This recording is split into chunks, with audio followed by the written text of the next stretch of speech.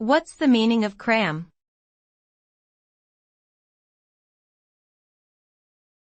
Cram.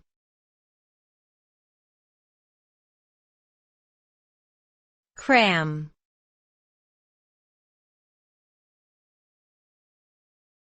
Cram.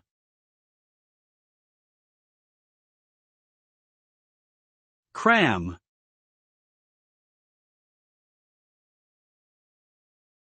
Cram can mean to fill something or to force something into a limited space.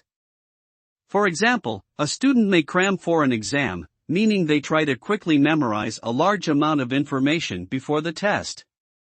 The result of cramming is often temporary retention of knowledge, rather than true understanding or long-term learning. This can lead to stress, anxiety, and decreased performance in the long run. Additionally, cramming can make it difficult to retain new information in the future, as the brain struggles to store and connect new knowledge with existing knowledge.